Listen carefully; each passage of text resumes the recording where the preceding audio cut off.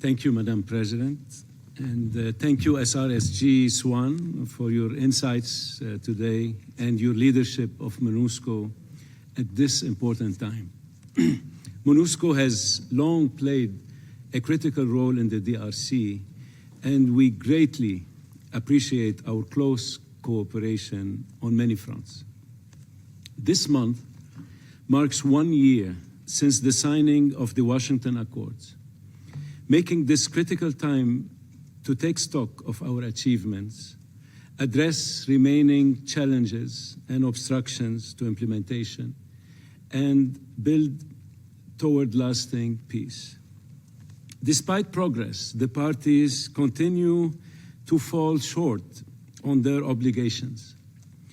Despite the DRC has not upheld obligations for the FDLR neutralization, at least in the areas that they control.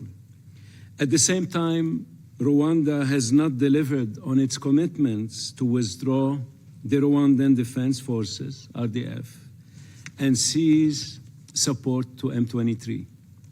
Progress on both of these is long overdue, and there should be no more delays or excuses. As we have shown, the United States will hold accountable spoilers to peace in Eastern DRC. For example, in March, we sanctioned the RDF for actively supporting, training, and fighting alongside M23.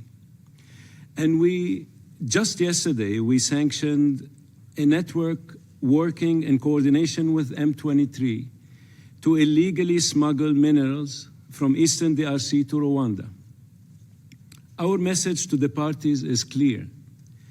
Abandon the dangerous pursuit for a military solution to this conflict and commit fully and immediately to the agreed frameworks for peace.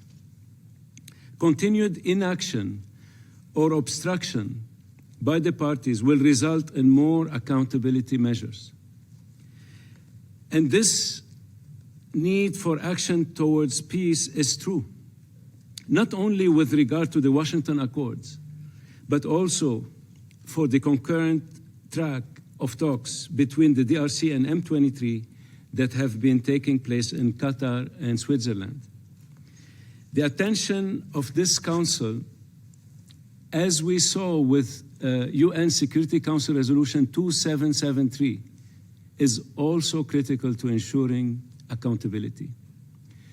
Turning to MONUSCO, today is an important opportunity to recognize how MONUSCO plays a critical role in the implementation of peace processes. By supporting the expanded Joint Verification Mechanism Plus, MONUSCO advances ceasefire verification and monitoring efforts in Eastern DRC. We fully support these efforts. MONUSCO has done everything needed to ensure these EJVM Plus missions are as effective as possible. We call on the parties to approve the first mission of the EJVM Plus immediately. Monitoring and verification are necessary for clarifying the situation on the ground and identifying violations. The first step to accountability. MONUSCO has also played a vital role in the demobilization, disarmament, and reintegration of the FDLR and a multitude of armed groups operating across Eastern DRC provinces. Such DDR processes are vital to ending the cycle of violence on the ground. Protection of local populations through armament and mobilization has the opposite effect. We do not forget that the volatility in Eastern DRC extends beyond armed group activity. The foreign terrorist organization ISIS DRC continues a brutal pattern of violence and abuses. In fact, it has become the second most violent ISIS affiliate globally.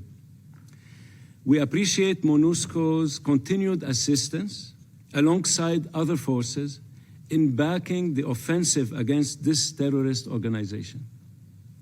Finally, we recognize MONUSCO's vital support for the Ebola outbreak response.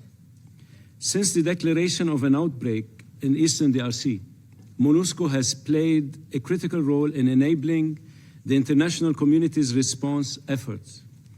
MONUSCO has flown more than 100 tons of medical supplies to Bunia from surrounding regional hubs and sent vehicles overland to support a robust response. Peacekeepers are disinfecting community gathering places, implementing community awareness campaigns, and securing health operations in disease epicenters. We thank them for these essential efforts. It is worth noting that MONUSCO is effectively deploying this support despite continued barriers to humanitarian access and delivery in this region, namely the continued closure of Goma and Kavumu airports. MONUSCO's continued support is greatly appreciated. From helping to coordinate between humanitarian organizations and armed actors, to protecting health workers and medical facilities, to providing helicopter transport for evacuations and deliveries.